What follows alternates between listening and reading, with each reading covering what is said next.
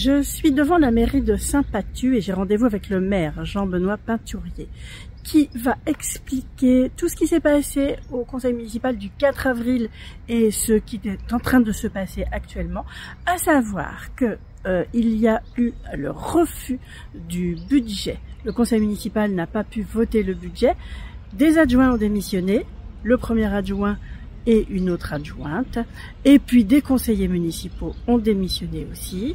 Actuellement, le préfet a missionné la chambre régionale des comptes pour faire une surveillance et venir établir un budget qui sera peut-être le même que celui qui avait été prévu, mais ça, voilà, c'est la Chambre des comptes qui va prendre la décision et Jean-Benoît Peinturier va expliquer son point de vue. On peut dire que les rapports se sont détériorés totalement entre le maire et quelques-uns de ses adjoints et que l'ambiance est à couteau tiré en ce moment. Jean-Benoît Peinturier, bonjour. Bonjour. On parle aujourd'hui des problèmes qu'il y a au sein du conseil municipal. Est-ce qu'on peut parler toujours d'un sein du conseil municipal, parce que le conseil est plutôt disloqué, mais surtout des élections qu'il va y avoir en juin et de toutes les problématiques qu'il y a en ce moment? Il y a plusieurs problématiques.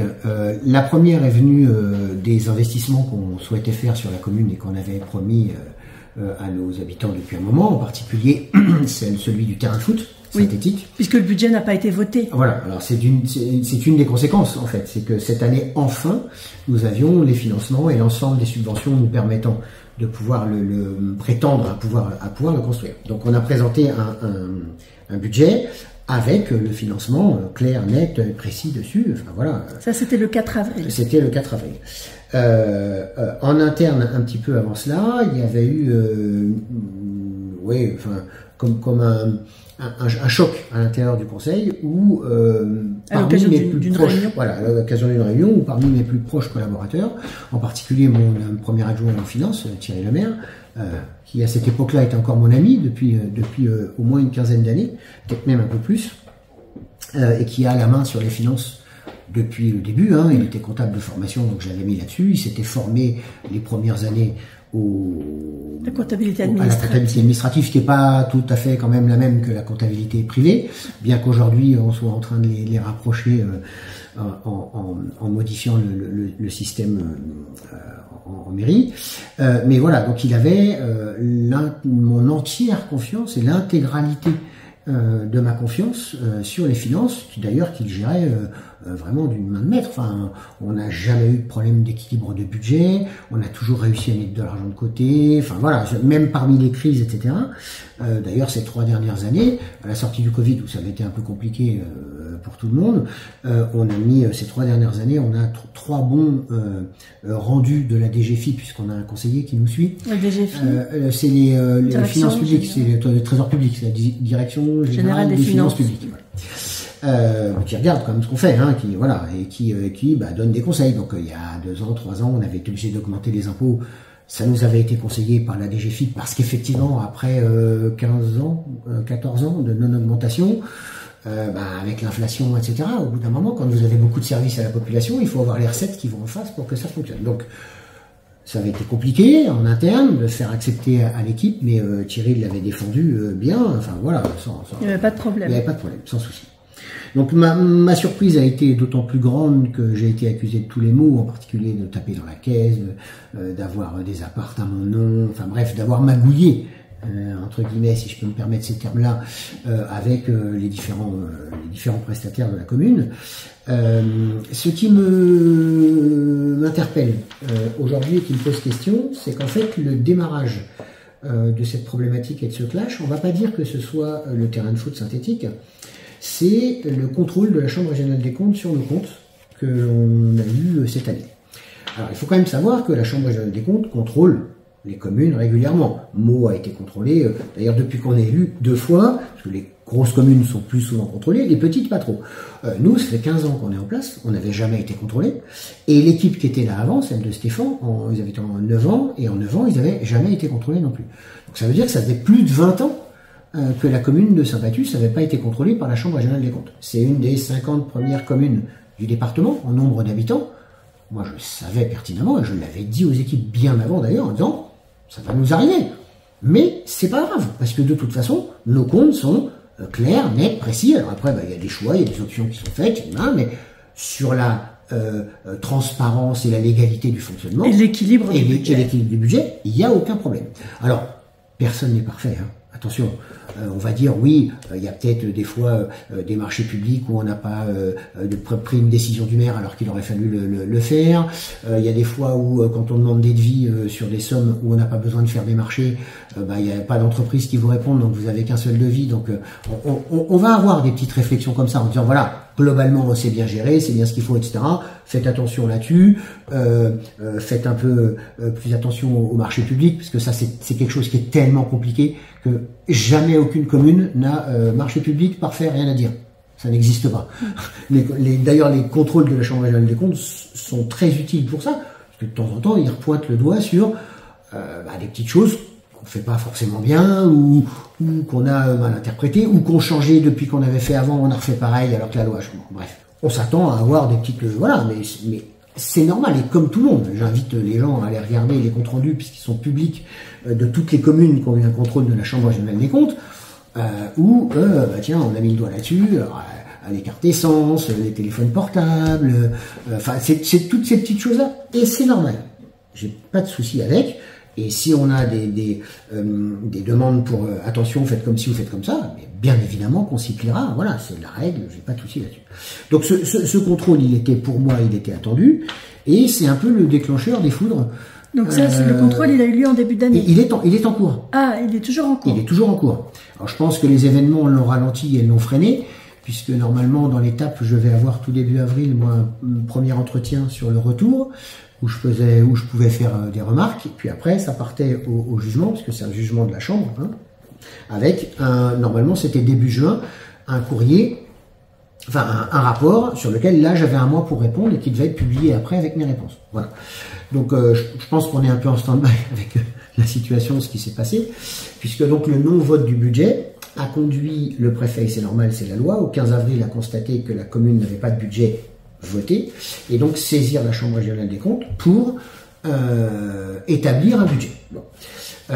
Donc là où je suis assez rassuré, c'est que j'ai eu la confirmation que la Chambre avait été saisie, qu'elle souhaite me rencontrer dans les jours à venir pour regarder ensemble le budget provisionnel que j'avais proposé et qui vont certainement adopter, corriger, changer s'il y a des choses qui ne vont pas, ou peut-être valider si ce budget était bien construit, ce que je pense et ce que je crois. Voilà. Donc voilà un petit peu la situation. Clash en interne, donc plus de majorité au moment du vote du budget, et une volonté d'en découdre, puisque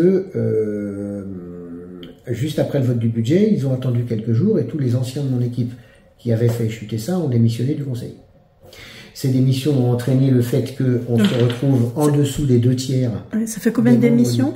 Il y en a eu une dizaine, je pense, à peu près, parce qu'il y en avait sur la liste derrière qui les ont suivis. Donc en fait, on s'est retrouvé avec l'opposition classique restante qui avait 5 sièges, nous à 13 personnes, au lieu des 24 qu'on était normalement. Donc, au total, 9, voilà, majorité 9, plus opposition. Voilà, puisqu'on est 29 sur le conseil. Donc l'opposition classique Alliance Pathusienne avait eu 5 votes, donc on avait 24 postes, et on s'est retrouvé à 13. Donc à 11 de moins, et 13 et 5, ça fait 18. Comme le conseil municipal, pour pouvoir délibérer, doit être au minimum les 2/3 présents, comme on n'a plus de remplaçants derrière, on est dans une situation où on doit repasser aux urnes. À quelques mois, parce que si ça avait eu lieu au 1er janvier, l'année qui précède le renouvellement normal des élections, on n'aurait pas eu d'élection, on pouvait terminer le mandat comme ça. Donc là, on repasse là, et on repassera en mars 2026 avec tout le monde, puisque de toute façon, là, c'est ce qu'on appelle une élection partielle, même si elle est complète chez nous, et surtout complémentaire. Voilà. Parce que dans les communes de moins de 1000 habitants, en fait, on ne revote pas pour l'ensemble, comme c'est des votes nominatifs, on rouvre des postes et on revote en fonction de... Mais dans les communes de plus de 1500 habitants, Ou là, c'est le cas de Saint-Patu, ou c'est des scrutins de liste. Ouais. Quand la liste n'est plus complète, il faut refaire intégralement la liste. Voilà. Ouais. C'est ce qui provoque les élections, donc qui auront lieu le 30 juin pour le premier tour et le 7 juillet pour le deuxième tour, s'il est nécessaire d'en avoir. Tu vas présenter une liste. Ah ben j'ai déjà reconstitué une équipe. D'ailleurs, j'ai pas eu beaucoup de mal puisque nous, le groupe a toujours été beaucoup plus important que les élus qui étaient présents au conseil, et que le putsch en interne qu'on a eu et les départs et les démissions qu'on a eu font que aujourd'hui, de toute façon, j'ai une liste complète de 29 membres, alors qui est difficile à constituer quand même parce qu'il faut une parité. Hein. Donc c'est soit 15 hommes et 14 femmes, soit 15 femmes et 14 hommes. Voilà, donc nous, ça n'a pas posé de problème. Voilà, l'équipe est déjà complète. Elle est déjà d'ailleurs au travail et en ordre de bataille. Tu parles de putsch, c'est-à-dire que tu penses que ton ancien premier adjoint voulait la place de maire? Ça, c'était un putsch, oui, c'était un putsch et qui était préparé depuis quelques temps. Je dirais même peut-être quelques années. Mon ancienne copine d'enfance, moi, je n'ai pas voulu le voir, mais avait eu... on va dire l'outrecuidance ou au moins comment dire l'aisance. Ouais, la bêtise de le dire à l'avance qu'elle voulait absolument la place. Ah oui. Il y a plus de 2 ans, elle l'avait dit à un certain nombre. Mais pas à toi. Mais pas à moi, et qui l'ont d'ailleurs rebalancé dans les dents au moment du putsch. De la réunion en fait. Voilà. Alors, elle a démissionné aussi. Elle a démissionné aussi. Alors, ce sont des gens, je vais le rappeler quand même, s'ils veulent s'exprimer dans Mac Journal, ils peuvent absolument. Là, aujourd'hui, c'est toi. S'ils nous contactent, on leur donnera la parole. Bien sûr, j'ai absolument aucun souci là-dessus. C'est d'ailleurs quelqu'un que j'ai fait venir dans la commune, qui est une ancienne militaire et une ancienne combattante que j'ai propulsée, puisqu'à l'époque c'est au moment où chez nous la présidence des anciens combattants a été vacante, avec le risque que l'association tombe à l'eau, et comme le devoir de mémoire est quand même quelque chose qui est excessivement important, que je pense être important et que je soutiens, et qui est à mon avis quelque chose qui nous permet aussi vis-à-vis de nos jeunes de garder une cohérence nationale. Je lui avais proposé de prendre la présidence des anciens combattants, ce qu'elle a fait d'ailleurs avec brio, hein, elle y arrive sans problème. Voilà, ça là-dessus.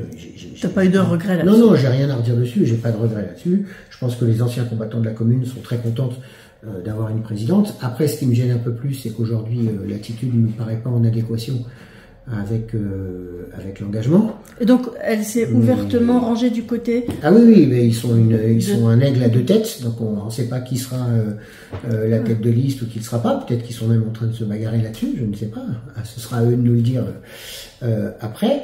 Mais oui, elle est clairement. Ils ont fait passer un tract en disant qu'ils avaient été loyaux avec moi, mais que depuis trop longtemps, ils auraient dû ceci, ils auraient dû cela. Enfin bon, voilà. D'insultes qui ne va pas à leur, qui ne sied pas à leur rang de ce que j'imaginais de ce qui pouvait être. Oui. Lors de cette réunion que j'assimile à un putsch, il a été tenté de faire un vote pour me dégager, ce que une grosse majorité de l'équipe a refusé, sans même que je puisse me défendre sur les accusations qui étaient faites. Enfin, ça a paru... Donc c'est pour ça en fait que tu es toujours maire. Ah bien sûr. C'était organisé pour ce soir-là que Virginie et Thierry récupèrent la totalité de l'équipe et me fassent mettre de côté en disant tu vois, personne ne te suit, tout le monde est d'accord avec nous, il faut que tu laisses ta place. Et c'est d'ailleurs ce qui a entraîné derrière leur démission et le vote. Je pense qu'au départ c'était pas fait pour ne pas voter le budget, mais ça a été un des moyens qu'ils ont trouvé pour me court-circuiter juste après et en démissionnant derrière pour provoquer des élections et essayer de prendre donc de la place qu'ils n'avaient pas réussi à faire par la force. Les électeurs trancheront, je sais pertinemment, aujourd'hui, je mesure, après 3 mandatures, ce que c'est qu'une campagne électorale, ce que c'est qu'une campagne où on entend quelques-uns hurler plus fort que le chien du voisin, et puis quels sont tous ceux qui ne disent rien et qui sont satisfaits. Aujourd'hui, notre commune a énormément gagné en attractivité pendant jusqu'à la crise des intérêts d'emprunt. Les prix avaient grimpé comme jamais, les maisons se sont vendues excessivement chères, les gens venaient regarder et étaient excessivement satisfaits de l'environnement qu'ils avaient et donc venaient pour ça. Donc ces gens-là aujourd'hui, c'est pas en 1 an et demi ou en 6 mois qu'ils ont changé d'avis, c'est pas vrai. Après, on ne fait jamais l'unanimité, qu'il y ait un certain nombre de gens Les personnages publics ne font jamais l'unanimité, voilà, en effet. Qui soient pas d'accord avec la politique qui est menée ou qu'ils aient des griefs sur un certain nombre de choses, c'est normal. Et je suis les premiers à l'accepter et à l'entendre et à expliquer les choses et à dire oui, il y a des moments où on doit faire des choix. Donc vous avez raison, mais l'intérêt général, c'est de pas faire ce trottoir-là, c'est plutôt de faire cette réflexion de classe, etc. Un des grands leitmotifs, c'est de toute façon, monsieur le maire, vous faites rien pour les écoles. 54% de notre budget passe dans les écoles.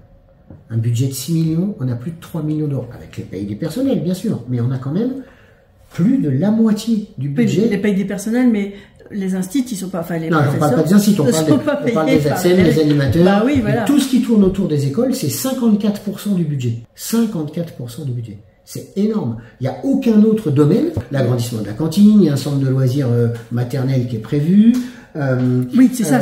Voilà, il y a systématiquement dans le budget là, il y a des Velux de prévus, certains changés cette année, d'autres l'année prochaine. Il y a une réflexion d'un préau qui suit. Il y en avait la moitié cette année, la moitié l'année prochaine. Enfin, il y a toujours eu. On a repeint toutes les classes au fur et à mesure. On en fait quelques-unes par an. Le mobilier, on en change aussi chaque année. On avait déjà refait les toilettes maternelles. Il y a un projet de refaire les toilettes en primaire. Il y a des gens qui vont tout faire. Il y a des gens qui vont dire que c'est le rôle de la mairie d'entretenir les locaux. Mais bien sûr. Mais bien sûr, mais ce qui n'est pas acceptable, c'est d'entendre que rien n'est fait et qu'il n'y a pas de budget, qu'on coupe les choses. C'est pas vrai. Comme tu le disais, on peut pas plaire à tout le monde, et effectivement, c'est logique d'avoir des opposants. Je n'accepte pas pour autant qu'on attaque ma femme et mes enfants. Ah, parce que c'est le cas ? Oui, c'est le cas. Donc, quand la politique devient hargneuse au point où on s'en prend aux enfants et à la famille, ça, je l'accepte pas. Mais de quelle façon on se prend à eux ? Ouais, je vais pas rentrer dans le détail, mais non, mais c'est physique, la campagne de dénigrement sur les réseaux sociaux, alors c'est des agréments verbaux et c'est aussi allé à l'agression physique. J'en dirai pas plus qu'une enquête est en cours. Tu as confiance dans la justice parce que ce sont des affaires, toutes ces affaires-là vont se régler devant la justice et devant les électeurs. Alors d'abord devant les électeurs, je pense plus rapidement, et puis comme je leur ai dit, moi, à tous mes opposants, les injonctions verbales, il n'y a qu'à Faucon, il n'y a qu'à ceci, il n'y a qu'à cela, et s'ils ont des preuves, qu'ils aillent devant la justice. C'est en ce sens que j'ai pas peur de la justice. C'est que moi je sais qu'aujourd'hui, je n'ai rien à me reprocher sur ces sujets-là. Mais ma chère Hélène, comment réussir à prouver quelque chose que vous n'avez pas fait? Ton innocence, tu dois prouver ton innocence. C'est pas possible. Donc le seul moyen, c'est de dire, vous pensez qu'il y a un compte au Caïman avec 800 000 euros dessus, saisissez la justice. Elle ira enquêter, on verra bien. Elle dira, il y a un compte ou il n'y a pas de compte. Voilà. Moi, c'est ça que je veux aujourd'hui. C'est tout. Vous avez des accusations, vous avez le droit de les avoir. J'ai pas de souci là-dessus. C'est ce que vous pensez, là, très bien. Jusqu'à un certain point. Jusqu'à un certain point, ça ne tombe pas dans la diffamation. Voilà. En ce moment, c'est en train de le devenir, mais ça, je les laisse faire. Je m'occuperai de la diffamation a posteriori. Mais sur les faits précis, les bon sang, puisqu'ils sont persuadés qu'ils ont raison, qu'ils aillent en justice. Qu'ils aillent, on verra bien. Alors, l'opposition de base, Nathalie Moine. Oui. En fait, c'est ça. Enfin, la liste était menée par Nathalie Moine. Alors, par Landrier, elle était en deuxième. Voilà, aux dernières élections municipales. Nathalie Moine, qui est maintenant conseillère départementale. Finalement, cette opposition était... Oui, elle a toujours existé. Forte non. Forte non. Cette opposition-là n'aurait pas eu l'opportunité de dénicher des choses comme ça, des choses que te reproche finalement ton ancien premier adjoint. Mais bien sûr. Enfin, on va rigoler sur l'histoire du marronnier et des 800 000 euros là. Ils ont fait partie, et Nathalie Moine et Isabelle Godard, du recours. Le marronnier, c'est... Le lotissement qui s'appelle les marronniers, où on a vendu soi-disant le terrain moins cher que les domaines, parce que l'estimation des domaines. Parce que c'est un des points de départ de la chose.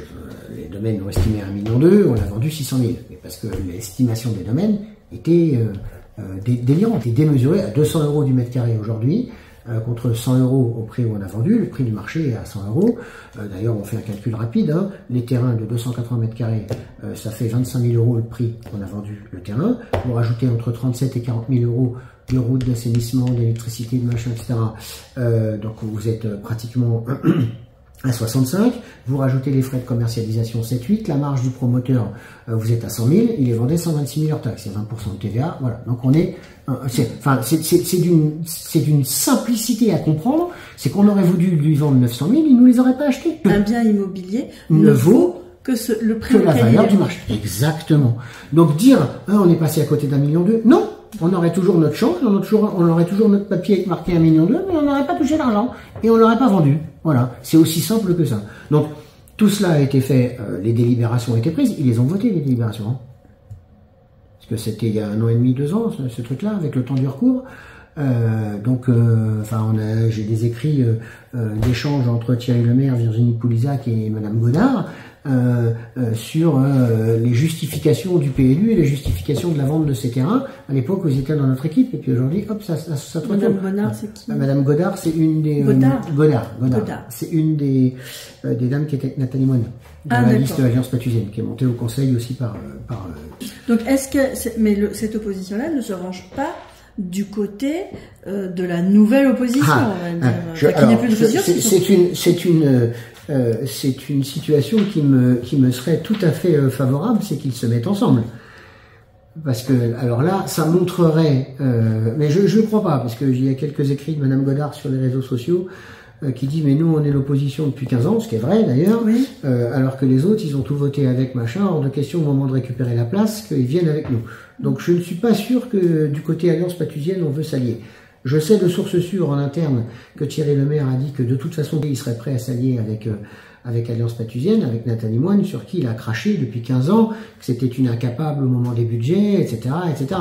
Donc ce serait vraiment très rigolo qu'ils se mettent ensemble. Là, c'est hypothétique. C'est hypothétique. C'est mon opinion personnelle qui n'engage que moi. Mais bon, ce qui serait le plus vraisemblable, c'est que aux élections, donc le 30 juin, il pourrait y avoir 3 listes. Il y aura au moins 3 listes. Il y avoir au moins 3 listes. Au premier tour. Tu parles de campagne de calomnie. C'est tout ce dont on parle depuis tout à l'heure, hein, où c'est la calomnie à tout va, puisque de toute façon, quand on n'a pas d'argument, c'est évidemment ce qui ressort. Et ça va dans l'air du temps, les politiques, tous pourris, tout ceci, tout cela. Voilà, on me reproche même d'avoir une Porsche. Alors oui, hein, je vais te le dire, Hélène, hein, j'ai une Porsche qui a 10 ans, et qui a 100 000 km, que j'ai payé 40 000 euros. Et d'ailleurs, j'ai un crédit dessus, hein, qui est un crédit à ma banque, que j'ai montré d'ailleurs à mon équipe, puisque quand j'ai été accusé de vivre au-dessus de mes moyens par Thierry Lemaire, j'ai montré à l'ensemble de mes équipes l'intégralité de mes comptes. Donc, c'est étonnant, la concordance de temps, que le moment où la Chambre régionale des comptes, dit couramment la CRC, a commencé à vérifier son contrôle en début d'année, en janvier. Hein. Oui, c'est ça, on a le courrier en janvier. Et puis que là, maintenant, enfin début avril, pouf, tout d'un coup, les choses se déclarent, en fait, l'antagonisme. J'ai toujours pris l'habitude, quand il y a quelque chose comme ça, à me poser la question à qui profite le crime. Et j'ai des doutes aujourd'hui. Des doutes sérieux sur des amis qui avaient des responsabilités, sous ma responsabilité, hein, puisqu'on rappelle qu'une délégation de signature à un adjoint, il signe, lui, en mon nom. Oui. D'accord ? Donc c'est lui qui fait l'opération, mais c'est ma responsabilité qui l'engage. Toujours. C'est comme ça que ça fonctionne.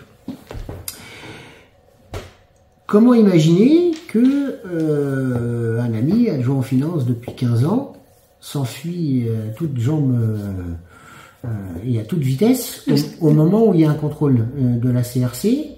Y a-t-il des choses à cacher? Parce que là, il a démissionné, donc il n'appartient plus du tout au conseil municipal. Non. C'est terminé. Dans un premier temps, il a démissionné d'adjoint, avec la technique de démissionner. Voilà. Donc... c'est le cas des 2 adjoints qui ont démissionné. Il est redevable quand même de responsabilité. Hein. S'il était avéré, qu'il soit pour quelque responsabilité à un moment ou un autre, faudrait qu'il rende compte. Voilà. Je ne l'aurais jamais imaginé. Aujourd'hui, je pense qu'il est légitime de ma part de me poser la question. En me disant, de toute façon, puisque moi je n'ai rien fait, je le sais pertinemment, on va retourner la chose, c'est que tous les actes que nous prenons en préfecture, la préfecture est au-dessus de nous.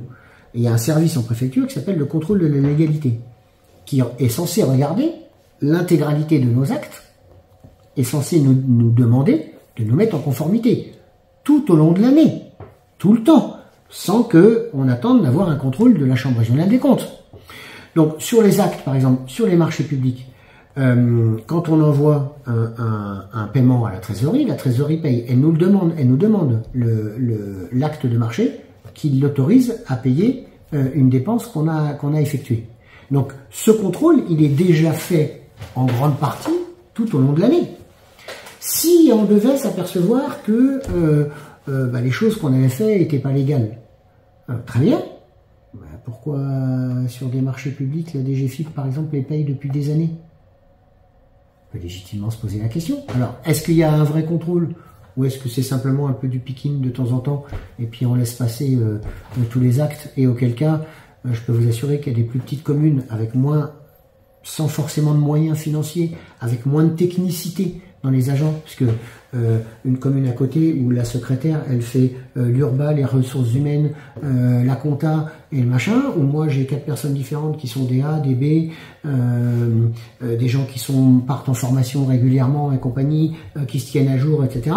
On peut légitimement se dire, dans les petites communes, le nombre d'actes pas faits volontairement, mais qui sont à côté des clous, parce que la loi a changé il y a 3 semaines et que la pauvre secrétaire à mi-temps n'a pas eu le temps de... Non mais enfin, faut se mettre aussi à la place des agents. C'est d'une telle complexité les choses à faire que ça devient difficile, quoi. Ça devient difficile. Ce soudain revirement et départ, surtout en disant la meilleure défense c'est l'attaque. Hein. Je ne porte pas d'accusation, je me pose légitimement des questions en me disant mais...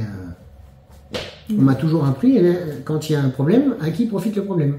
Mais normalement, les vérifications de la CRC devraient pouvoir mettre le doigt là-dessus. Elles devraient pouvoir mettre le doigt là-dessus. S'il y a un problème, elles devraient pouvoir mettre le doigt là-dessus. Effectivement. Mais sauf que les investigations de la CRC, est-ce qu'elles vont être terminées avant les élections? Non.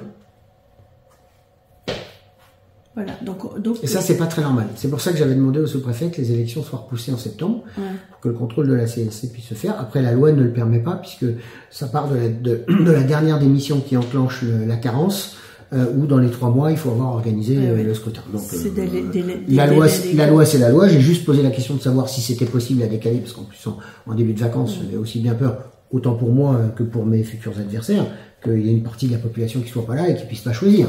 C'était dans ce sens-là que j'avais demandé ça, mais c'est pas possible. Donc voilà, aujourd'hui c'est 30 juin, 7 juillet, et on fait avec, et puis c'est tout. C'est comme ça.